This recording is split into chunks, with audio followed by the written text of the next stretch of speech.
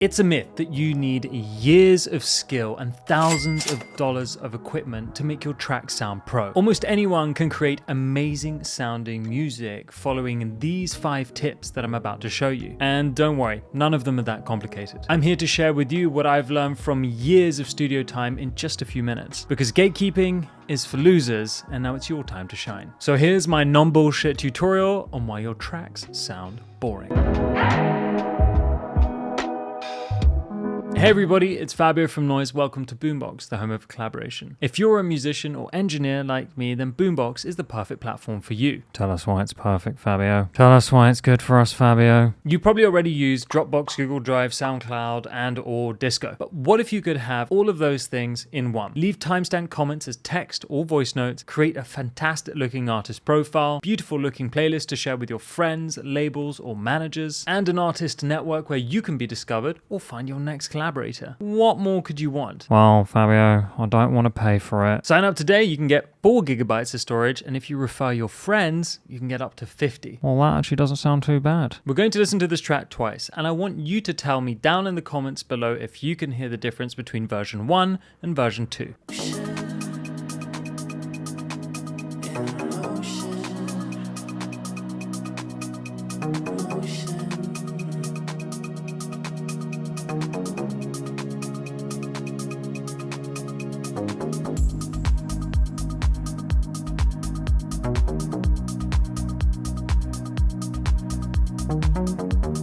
And here's version 2. Listen up for those differences.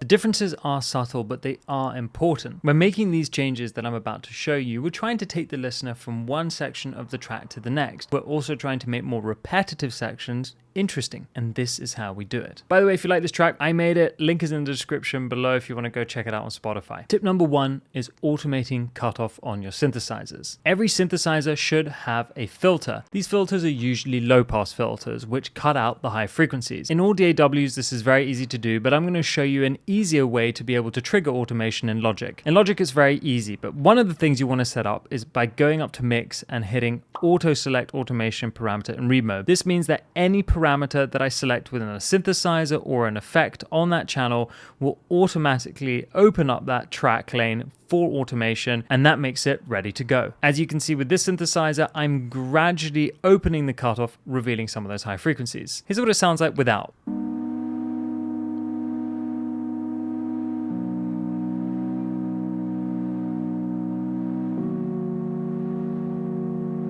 As you can hear, it's quite boring, it all stays in one place. Here it is with that cutoff automation.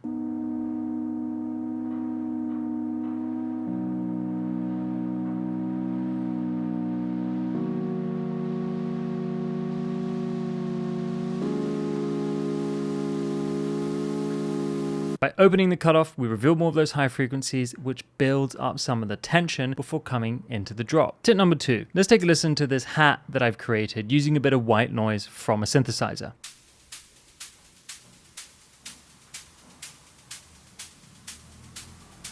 Again, it sounds great, but it could be a lot more interesting. What I've done in this instance is automated the decay, which makes the hat longer and longer so that it feels like a riser.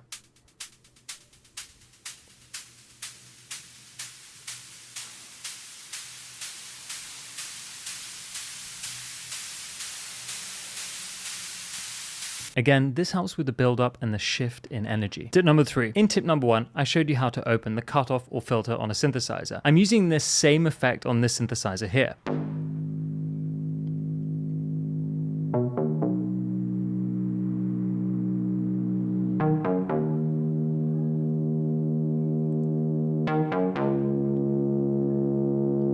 Again, that has a great effect, revealing those high frequencies and building up that tension and intensity of the sound. But that's not quite interesting enough, which is why I added this Endless Smile plugin by Dada Life. It's a combination of a filter, a delay, and a reverb all together. The fact that it's essentially a 3-in-1 makes it very easy to dial in effects. Check this out.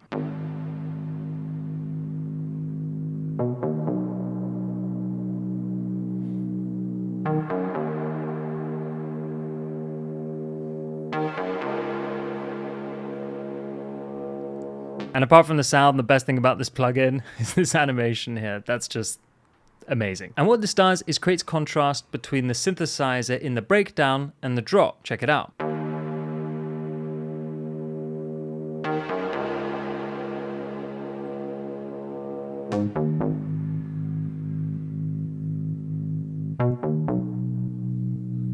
What we're doing by making it more spacious is taking focus away from the sound and spreading it out. And when it comes back in dry, we have a much more focused and direct sound for the listener to engage with. Tip number 4, automating reverb and delay may seem obvious to you. So let me show you something else that's very popular in electronic music at the moment. To start with, let's listen to these dry chords. These chords are what we're going to be affecting.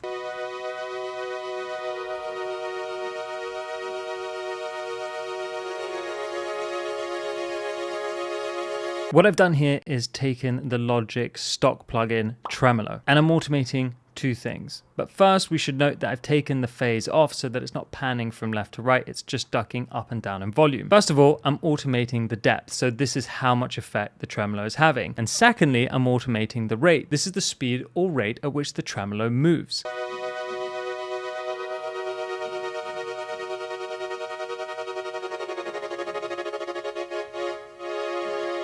This is a great way of adding a bit of movement to your sound, especially because it's unsynchronized, which adds a degree of fluidity to the signal. When it comes to vocals, it's very easy to throw on a delay or echo and call it a day, like this. Everything's in motion.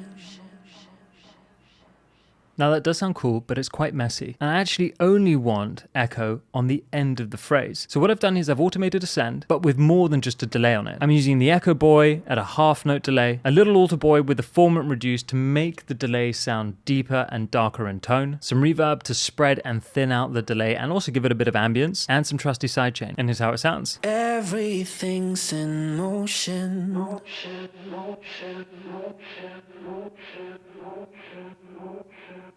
In motion. Now I'm not sure if you heard, but as the delay is playing, it's also getting deeper in tone. And that's because on the delay channel, I'm also automating the formant. So as the vocal repeats, it starts to get deeper and darker in tone. Check it out. Everything's in motion. Motion, motion, motion, motion, motion, motion. So to wrap this up, what I've done is I've soloed the parts that have automation on them. I'm going to play them to you without automation and then with, but without the rest of the track, so you can hear the impact that it's having just on those parts alone.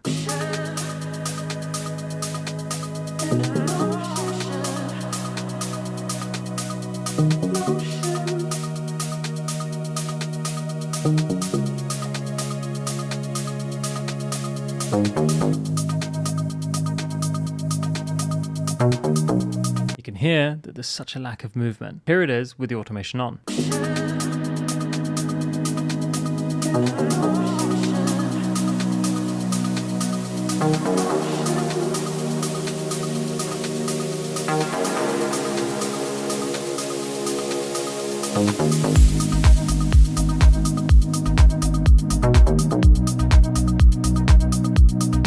So there you have it, 5 different types of automation that are guaranteed to stop your track sounding boring. You can use them in transitions, throughout choruses, breakdowns, and anywhere you feel that needs a change in movement, rhythm, or focus. Thanks so much for tuning in, everybody. Don't forget to hit that like and subscribe button before you go. Check out Boombox in the link in the description below, and I'll see you very soon. Peace!